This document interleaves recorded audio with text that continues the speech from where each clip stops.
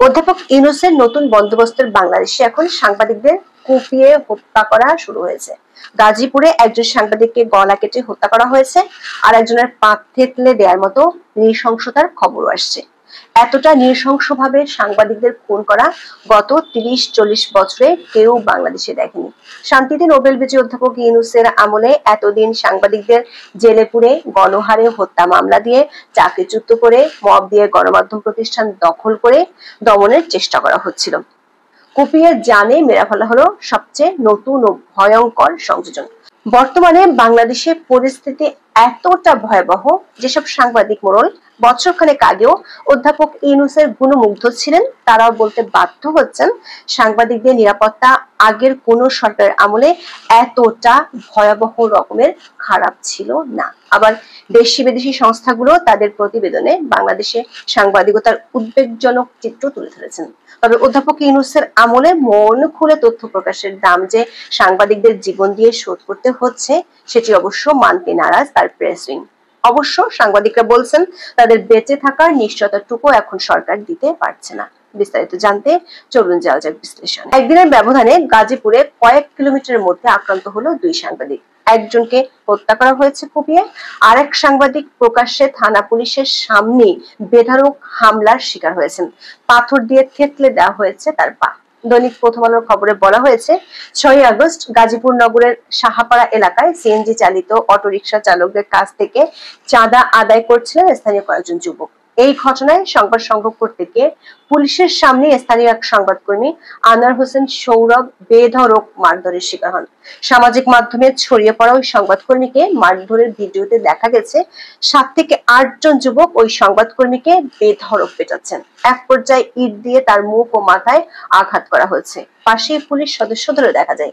এই ঘটনার রেশ কাটতে না কাটতেই পরদিন গাজীপুরে কুপিয়ে হত্যা করা হয়েছে আর এক সাংবাদিককে। নিহত মোহাম্মদ আসাদুজ্জামান তুহিন দৈনিক প্রতিদিনের কাগজ পত্রিকার গাজীপুর প্রতিনিধি ছিলেন। ৭ আগস্ট রাতে চান্দনা চৌরাস্তা মোড় এলাকায় ঈদগাহ মার্কেটের সামনে তাকে কুপিয়ে ও গলা কেটে হত্যা করে দুর্বৃত্তরা। বিডি নিউজ 24 এর খবরে বলা হয়েছে, আরেকজনকে কোপানোর ভিডিও ধারণ করায় সন্ত্রাসীদের হাতে প্রাণ দিতে হলো সাংবাদিককে। দর্শক, এই দুটি ঘটনা কোনো বিচ্ছিন্ন ঘটনা নয়। যদিও অধ্যাপক মোহাম্মদ ইউনূস ও প্রেস উইং থেকে প্রায় দাবি করা হয় যে বাংলাদেশের গণমাধ্যম স্বাধীন। অধ্যাপক ইউনূস মানুষকে মন খুলে তার সরকারের সমালোচনা করার লাইসেন্স দিয়েছেন বলে প্রায় গর্ব করে থাকেন, যেটি বিগত আওয়ামী লীগ সরকারের আমলে ছিল না। এই দাবির সত্যতা যাচাই করতে আমরা দুই সরকারের মধ্যে একটা তুলনামূলক চিত্র তুলে ধরতে চাই। বিগত আওয়ামী লীগ সরকারের বিরুদ্ধে সবচেয়ে বড় অভিযোগ ছিল তারা আইসিটি এবং ডিএস এর মতো কালো আইনকে সাংবাদিক নির্যাতনের হাতিয়ার হিসেবে ব্যবহার করেছিল। ব্যাপক সমালোচনার পর তারা আইন দুটি বাতিল করে সাইবার নিরাপত্তা আইন পাশ করেছিল, কিন্তু দমন পীড়নের মাত্রা কমলেও ভীতিটা ঠিকই রয়ে গিয়েছিল। তারপর অধ্যাপক ইউনূসের আমলের সাথে শেখ হাসিনার আমলের তুলনামূলক চিত্র তুলে ধরলে গণমাধ্যমের স্বাধীনতার এক ভয়াবহ চিত্র বেরিয়ে আসবে। বিষয়টি বোঝার জন্য আমরা শেখ হাসিনা সরকারের শেষ ১ বছর আর অধ্যাপক ইউনূসের ১ বছরের মধ্যে তুলনাটি করছি। হাসিনা সরকারের শেষ ১ বছর অর্থাৎ ২০২৩ সালের অগস্ট থেকে ২০২৪ সালের জুলাই পর্যন্ত ৩৮৩ জন সাংবাদিক হামলার শিকার হয়েছিলেন। ওই সময় সাংবাদিকদের বিরুদ্ধে ফৌজদারি মামলা হয়েছিল ৩৫টি। তবে তখন পর্যন্ত সাংবাদিকদের প্রেস অ্যাক্রিডিটেশন কার্ড বাতিল বা বাংলাদেশ ফিনান্সিয়াল ইন্টেলিজেন্স ইউনিট ব্যবহারের মতো কৌশল খুব একটা দেখা যায়নি। হাসিনা সরকারের বিরুদ্ধে মূলত কঠোর আইন প্রয়োগ আর গোয়েন্দা সংস্থাগুলোর মাধ্যমে গণমাধ্যম নিয়ন্ত্রণের অভিযোগ ছিল। এখন দেখি অধ্যাপক ইউনূসের নতুন বন্দোবস্তের বাংলাদেশে গণমাধ্যমের পরিস্থিতি কতটা পরিবর্তিত হয়েছে এবং সাংবাদিকরা কতটা স্বাধীনতা ভোগ করছেন। অধ্যাপক মোহাম্মদ ইউনূসের অন্তর্বর্তীকালীন সরকার ক্ষমতায় আসার পর মানবাধিকার এবং গণমাধ্যমের স্বাধীনতার ক্ষেত্রে এক নতুন আশার সঞ্চার হয়েছিল। বাংলাদেশের সাংবাদিকরা ভেবেছেন তারা স্বাধীনভাবে সাংবাদিকতা করতে পারবেন, কিন্তু তথ্য পরিসংখ্যান বলছে পরিস্থিতি আশঙ্কাজনকভাবে আগের সরকারের আমলের চেয়ে আরো খারাপ হয়েছে।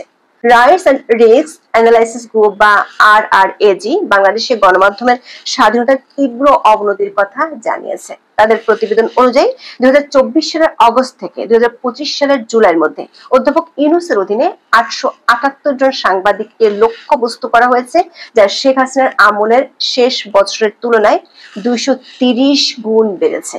সাংবাদিকদের বিরুদ্ধে দায়ের করা ফৌজদারি মামলার সংখ্যাও নাটকীয়ভাবে বেড়েছে। হাসিনা সরকার অধীনে 35টি মামলা থেকে ইউনূস সরকারের অধীনে 195টিতে উন্নীত হয়েছে। বৃদ্ধির হার কল্পনার বাইরে 558%। বর্তমান সরকার অধীনে সাংবাদিকদের বিরুদ্ধে সবচেয়ে উদ্বেগজনক প্রবণতা হলো ঝালাও হত্যা মামলা। গত এক বছরে 496 জন সাংবাদিক হয়রানির শিকার হয়েছেন, যার মধ্যে 266 জনকে জুলাই সংক্রান্ত হত্যা মামলার আসামি করা হয়েছে। প্রবাসী সাংবাদিক, লেখক, শিল্পী ও বুদ্ধিজীবীরা জানিয়েছেন, বিগত 11 মাসে অন্তত 412 জন সাংবাদিককে হত্যা মামলা সহ হয়রানিমূলক নানা রকম মামলায় আসামি করা হয়েছে। আন্তর্জাতিক অপরাধ ট্রাইব্যুনালে কমপক্ষে 25 জন সাংবাদিকের বিরুদ্ধে গণহত্যার মামলা তদানীন্তন আছে। আন্তর্জাতিক প্রতিষ্ঠানগুলো বলছে, এদের সবাইকে বিশ্বাসযোগ্য প্রমাণ ছাড়াই আটক রাখা হয়েছে এবং বারবার জামিন নামঞ্জুর করা হয়েছে। ডেইলি স্টারের সম্পাদক মাহফুজ আনাম উল্লেখ করেছেন যে, বাংলাদেশ সমগ্র বিশ্বের মধ্যে সম্ভবত সবচেয়ে বেশি সংখ্যক হত্যা মামলার সন্দেহভাজন সাংবাদিকদের দেশ। যারা ঘটনার ধারে কাছেও ছিলেন না, তাদের বিরুদ্ধে হত্যা মামলা দিয়ে জেলে আটকে রাখা হয়েছে। অধ্যাপক ইউনূসের আমলে সাংবাদিক নির্যাতনের সবশেষ সংযোজন হলো নৃশংস হামলা ও হত্যাকাণ্ড। সবশেষ যে গাজীপুরের দুটি ঘটনা, তেমন ঘটনা গত কয়েক মাসে বেশ কয়েকটি হয়েছে। গত 25শে জুন দৈনিক মাতৃজগতের সংবাদদাতা খন্দকার শাহ আলমকে নবীনগর উপজেলায় হত্যা করা হয়।